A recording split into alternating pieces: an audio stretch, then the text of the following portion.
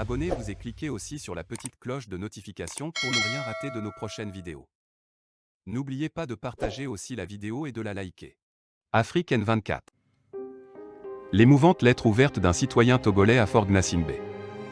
La désespérance est à son paroxysme au sein de la jeunesse togolaise, pourtant la construction de la nation de demain repose sur ses épaules. Mais cette jeunesse a l'impression que toutes les issues sont bloquées tant qu'elle ne s'engage pas politiquement aux côtés des autorités de fait de la République.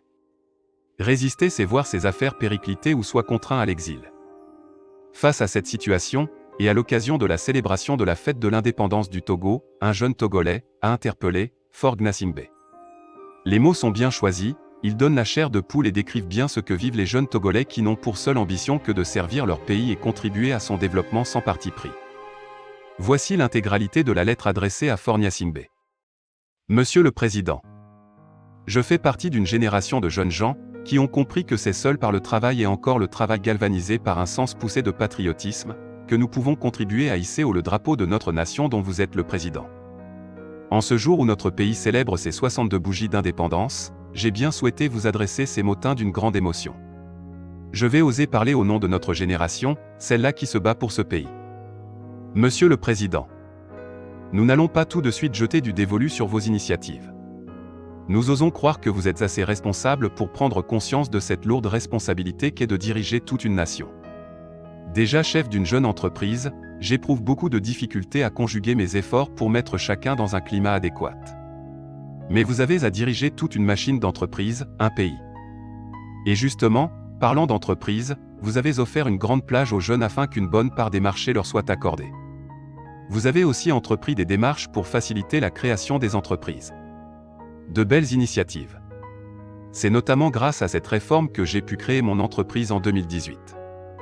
Mais en fait, Monsieur le Président, l'objectif n'est pas la création d'une entreprise, mais la possibilité pour nous jeunes de vivre de notre entreprise afin de participer à l'essor du secteur privé, véritable catalyseur de l'économie d'un pays. À ce jour, les jeunes avec qui je parle ne se retrouvent pas. Nous avons créé nos entreprises, mais nous avons le sentiment que nous aurions bien voulu postuler pour une offre d'emploi. À moins que vos ministres vous cachent les réalités du terrain, nous avons vite compris aujourd'hui que pour réussir au Togo, il faut être membre de votre parti. Sous nos yeux, les entrepreneurs qui servent vos intérêts raflent les contrats. Des fois, ils nous sous-traitent et font savoir indirectement que nous n'aurons jamais l'opportunité de parvenir à être à leur niveau. Peut-être que ne vous le saviez pas, mais autour de vous, chacun tire le drap de son côté. Monsieur le Président, votre pays est encore lié au culte de la personne. Pour manger, nous devons faire allégeance. Pour être dans vos grâces, nous devons encore nous aligner et chanter vos initiatives. À la limite, il semble que nous devions vous vénérer. Mais je ne pense pas que c'est votre vision pour ce pays. Vous ne voulez certainement pas laisser derrière vous une génération de gens qui ne pourront rien faire sans vous. Nous avons décidé de n'appartenir à aucune obédience politique, car notre constitution ne conditionne pas notre vocation à une appartenance politique, religieuse ou ethnique. Certains ont fini par s'aligner, à force de résister face à une machine plus grande et plus lourde que la puissance de leurs petits biceps.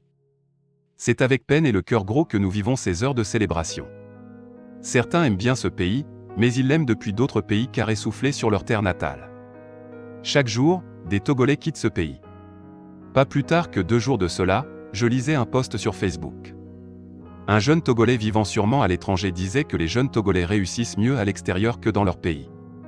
Et un autre de renchérir qu'ailleurs, ils ont au moins droit à une sécurité sociale. Quand vous êtes jeune et vous entendez ces choses, vos amis qui exerçaient dans le même secteur d'activité que vous, partent et réussissent mieux leur vie, vous avez le cœur froissé. Je fais partie de ceux qui ont décidé de rester, tout en continuant d'y croire. Mais nous manquons de tout.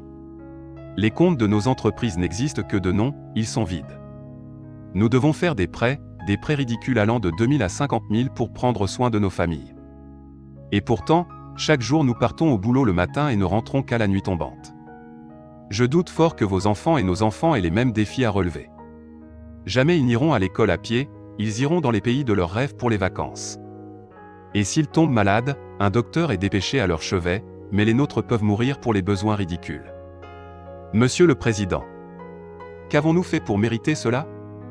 Avons-nous mal fait de vouloir rester au pays pour croire en un Togo meilleur? Les Togolais ont-ils mal fait de vous faire confiance? Pourquoi la balance sociale est-elle aussi déséquilibrée? En lisant ces mots, je sais que mes amis vont m'écrire inbox pour me prévenir du danger qui pourrait me guetter. Et oui, les Togolais ont désormais peur de vous interpeller. Dans les groupes WhatsApp, ceux qui osent vous critiquer à dessein sont répertoriés. S'ils osent poser une demande plus tard, on leur rappellera qu'il avait manqué un jour l'occasion de se taire. Monsieur le Président. Le silence autour de vous est le signe de personnes qui agonisent, mais ont peur de crier de peur qu'on vienne les punir. Vos concitoyens sont aujourd'hui des gens résignés. Nous sommes vides. Nous faisons corps avec la dépression, et ce, chaque minute qui passe. Non, les Togolais ne sont pas heureux. Ce n'est pas une question partisane. Nous ne sommes ni contre votre défunt père, ni contre votre parti. Nous sommes juste des Togolais qui veulent que leur président écoute et analyse ce que lui dit son peuple, ces gens responsables, travailleurs, déterminés, qui ont refusé de quitter le Togo malgré les opportunités et qui demandent une équité. Nous voulons vraiment être fiers de ce pays, fiers de vous. Mais à l'heure où j'écris ces mots, il n'y a aucune joie dans mon cœur. À part les quelques drapeaux qui jonchent les artères de la ville, personne n'a arboré à domicile des tenues aux couleurs du drapeau togolais, il n'y a aucune réjouissance dans les ménages. La priorité n'est plus une indépendance, mais la survie. Ce soir, en jubilant au buffet de l'indépendance avec vos ministres, le corps diplomatique et vos amis, Monsieur le Président, sachez que beaucoup de Togolais vont encore mourir de faim. Je ne sais pas si ces mots peuvent vous atteindre, mais c'est une expression de désolation réelle partagée des gens qui vont le lire. Bonne fête à vous, Monsieur le Président. Espoir Agbogan, citoyen togolais. Likez la vidéo si ce n'est pas déjà fait. Laissez aussi votre point de vue en commentaire.